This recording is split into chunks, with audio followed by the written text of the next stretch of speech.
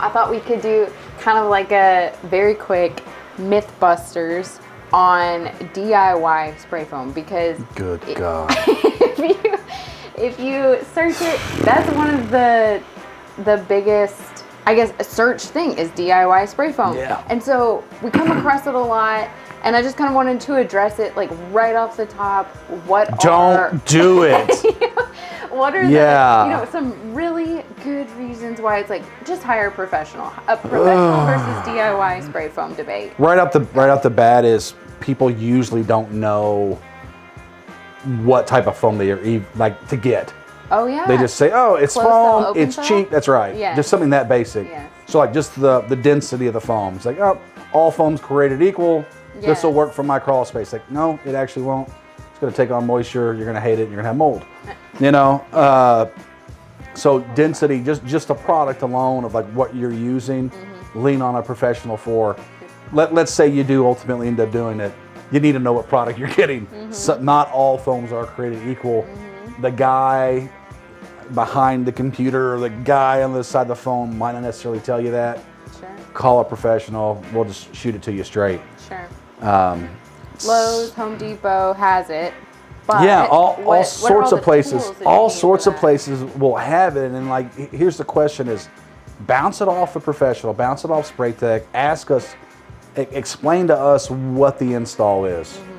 Right? Let's like what the application is. Like, are you doing it for your, third grade daughter's science experiment?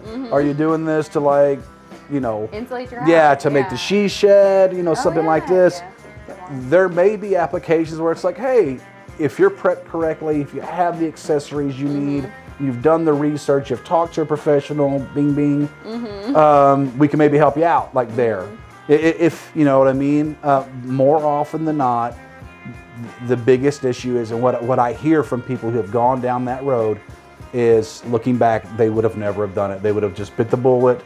I say bite the bullet, but they would have gladly paid the little bit extra cost to have a professional do it. Roll in and do it. Yeah. That's right. Because there's so much prep. There's so many tools. Like you were talking earlier about the proper pressure that people don't even know. Like there's such a chemical kind of engineering side, I guess, component. There's true chemistry happening. Yes, like, there's real exactly. science here.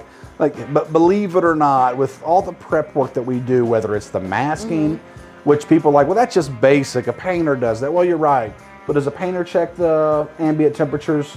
Does a painter check what the humidity level in the air is? If the substrate's wet, things like that. That all really, really matters for an install. And the average person, first of all, they don't care enough to do that. And that's not a bad thing. That's because they're an auto mechanic or they're a rocket scientist, and they got other things to think about, But the reality is like they do matter for the installs.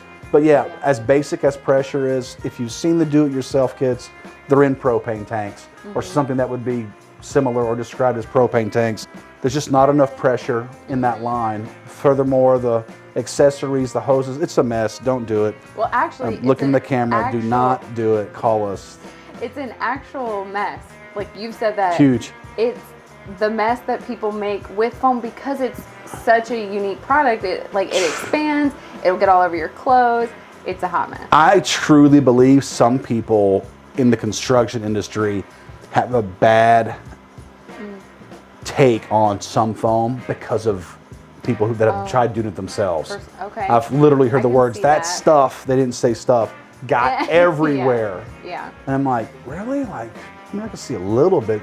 And then I see some of these photos and it's like, yeah, that wasn't done with a professional grade rig. That wasn't done by a trained certified sprayer. Absolutely. That was done by somebody on the weekend with some friends. And again, it's like if you're doing a paint party, that's cool. If you're doing like, hey, I want to pull up my carpet party with some friends, that's great.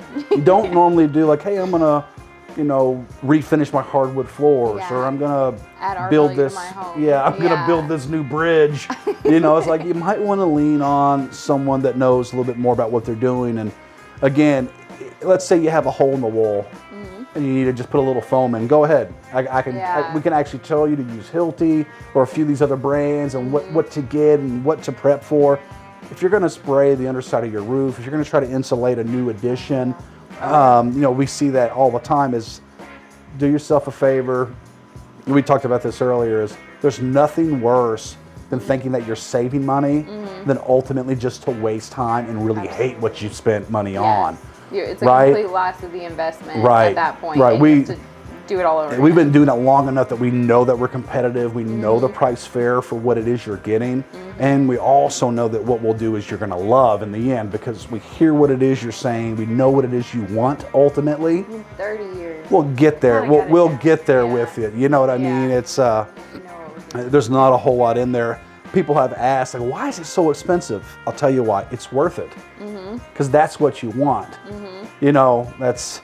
Well, the energy efficiency, the way that our crews can be efficient by coming on site because they're so used to doing it, because we have all the professional grade equipment. I mean, that's just kind of a no-brainer. It's like, this is our actual business, so we can be efficient in doing it.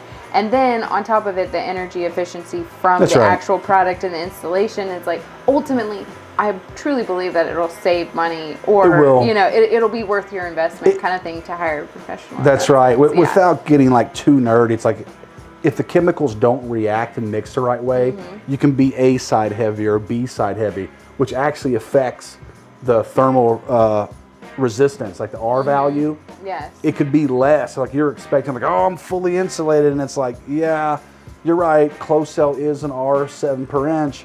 The way you have it mixed, it's like an R2. Yeah. So like you would have been better with just going back with bats, like, and that would have been a hell of a lot easier and a lot cleaner than what you've done. But it's a funky deal. It's worth a conversation. It's totally anytime if you are contemplating doing it yourself and it's something beyond fixing a void. Let's put it this way.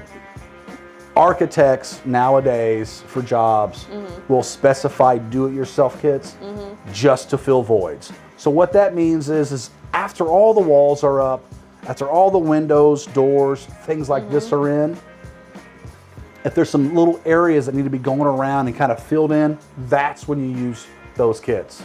And I think that says it best. Yeah. If you're trying to do a 12-foot by 10-foot wall, don't do it yourself.